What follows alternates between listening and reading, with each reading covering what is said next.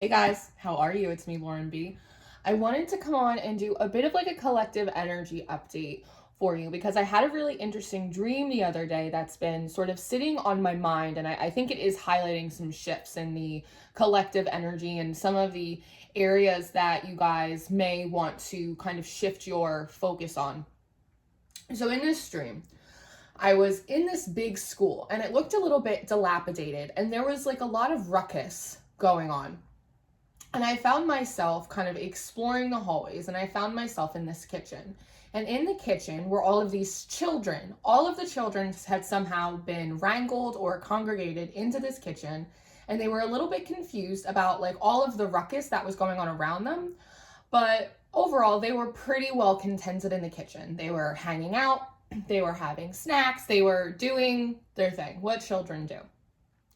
So I walk out of the kitchen and I walk down the hallway and I basically see what looks like a huge cafeteria or like an auditorium.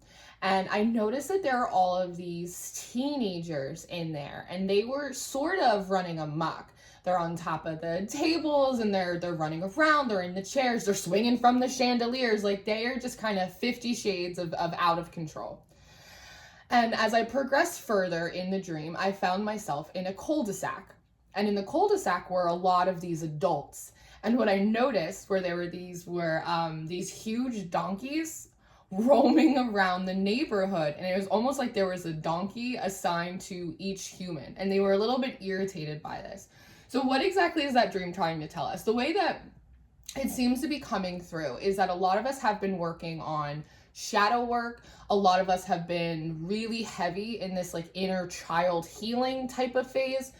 So I think what's coming through is that your inner child is fine.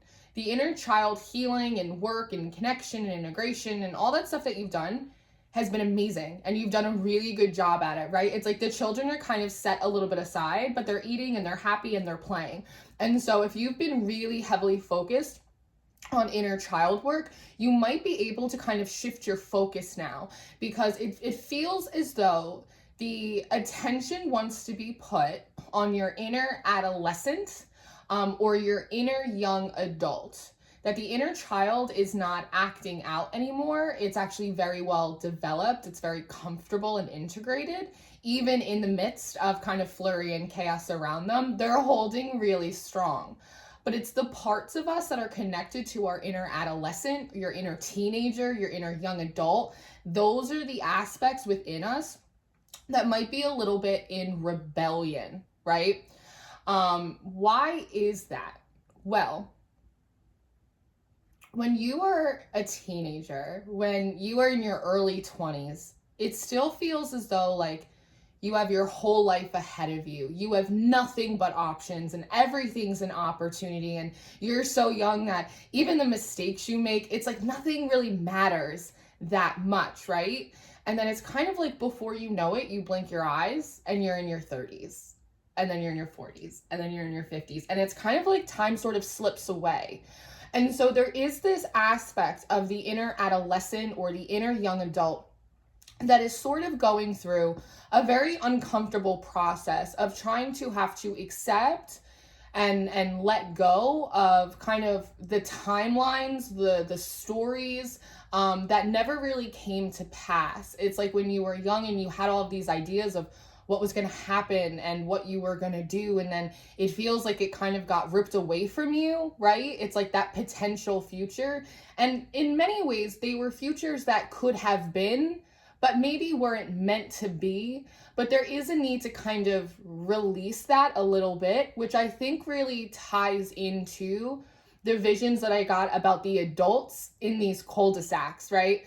As we get older, we do have to operate within structures, within communities, all of these things. And these donkeys that were so prevalent, and they were very large when I saw them. Donkeys for me are really symbolic of humility.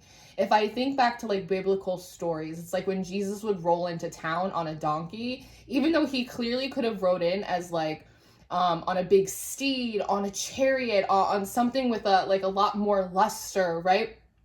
He had these huge groups of followers. Like, he was an ascended master. Like, he kind of had every right to roll in like footloose and fancy free in like a really kind of extravagant way, but he purposefully chose to roll in on a donkey, and it was to show his humility, right?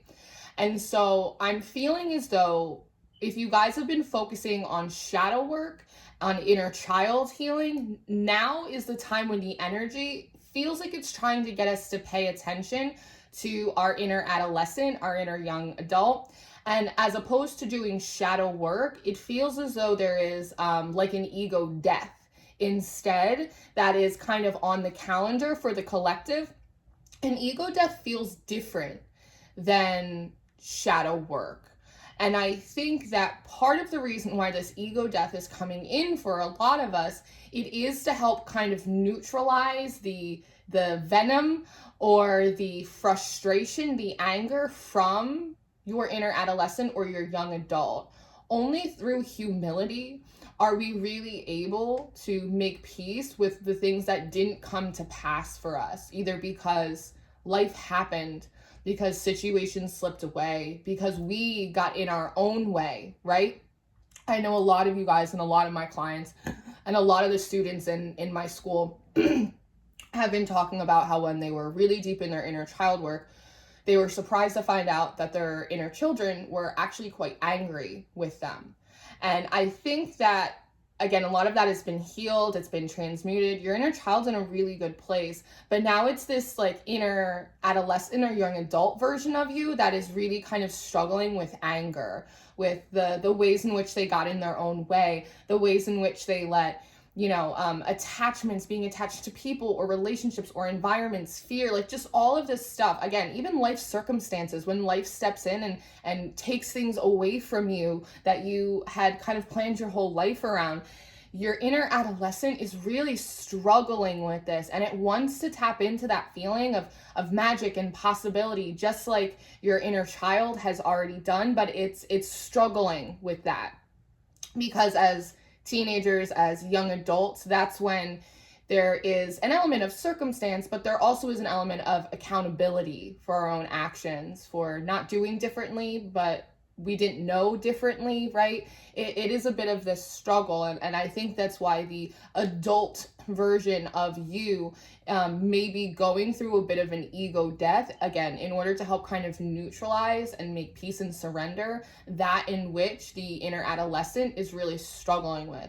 And as I said before, shadow work feels different than an ego death or an ego transformation. And really what an ego death is, it is a divine humbling. I know this because this is something that I went through a few weeks ago before I had this stream, which is why I was able to recognize it quite quickly.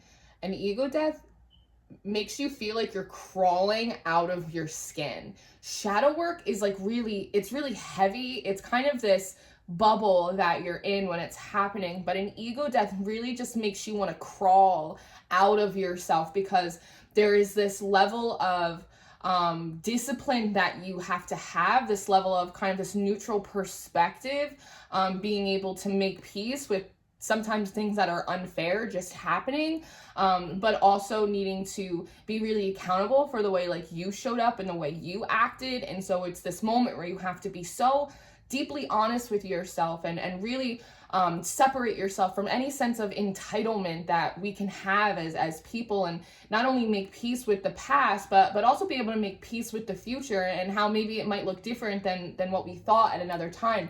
I would take shadow work over an ego death any day of the week.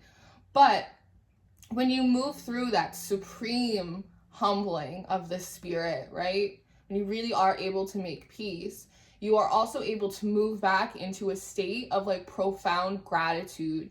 You're able to be present. You're not looking so much in the past and trying to tunnel yourself into the future that doesn't even exist yet. Instead, you're able to be where you are, be at home in yourself, come back home to yourself. And that in and of itself is something to be really grateful for. It does bring a sense of peace. It does allow that feeling of possibility and that feeling of kind of magic and even like fun and joy kind of rise back up to the surface for you. And so a lot of you guys have been, again, in deep shadow work. You've been in deep inner child work. And so if right now you're finding that you feel like you're supposed to be doing that, but it's not really having the same effect, it's because a lot of you are supposed to be focusing on a lot of the frustration and the disappointment of your kind of inner teenager, your inner young adult, and really work on moving through this sort of ego death or this ego transformation. So that way these different parts of you kind of can integrate and you can be kind of contented in your present moment, which is really all we have, right?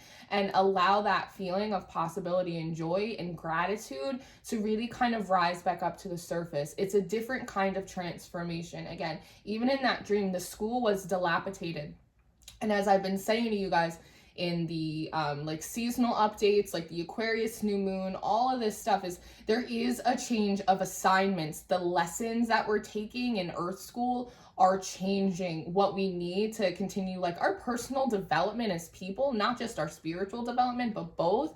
It needs to change as well. Change is on the move. And as I said, a lot of these really positive waves of energies, they're cumulative, right? They're a little bit at a time. And so part of the reason why they're coming in slowly is so that way we have the ability to do this other kind of work, like this ego death, inner adolescent work that hasn't been addressed yet. I don't think it will take you as much time as it did to do your shadow work, to go through your dark night, to do your inner child healing. This process does feel like it will move a lot quicker for you because you've already laid so much groundwork.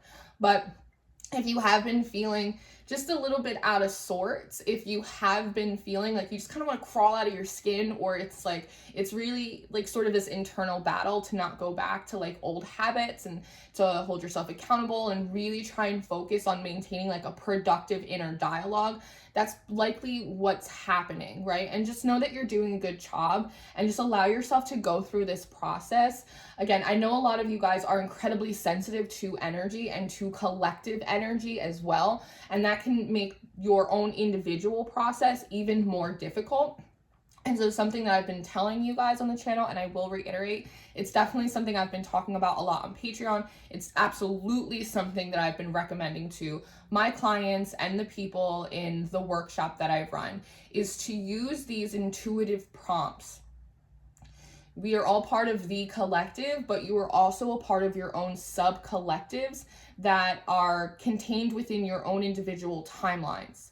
And so to use the intuitive prompt, Spirit, please connect me to the highest frequencies of my rightful timeline.